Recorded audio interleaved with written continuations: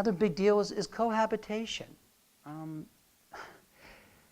Why even get married? And some of the idea of living together comes from those who've lived through divorce. I don't want to go through that. It's just easier to shack up. It's just easier. It's the pragmatic alternative to marriage. Why go through the hassle and the expense of being married, right? Why not just live together? And people are doing that in larger and larger numbers, absolutely, for sure. That's like the trend right now is kind of living together. Because then, you know what, if it doesn't work out, no messy divorce, things that you can just kind of go your way. Now, we know there's still an emotional tool. It doesn't matter, a tool to be paid for that. But in different ways, hey, if things don't work out, we could just go our separate ways. So cohabitate, definitely on the rise. Not too long ago, this was considered wrong by most people. You know that for sure.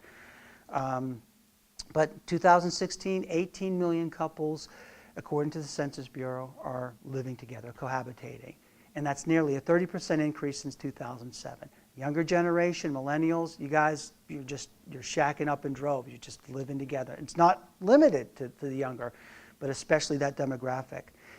And the one that does, though, it casts, and here's the spiritual payoff. Here's where it comes back to what we're thinking about. It shows a suspicion or an apathy towards marriage, doesn't it? I don't need to get married. Why even go through that? Directly, but indirectly, that's apathy towards God himself. Why? Because marriage is a God-ordained institution. That's exactly what it is. So cohabitation doesn't acknowledge, if you're shacking up, if you're living together, it doesn't acknowledge God-ordained institution of marriage as being necessary. I don't need to be married, right?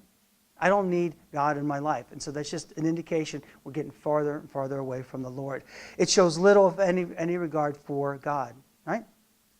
Obviously, if you're living together, there's no issue with sex and children before marriage.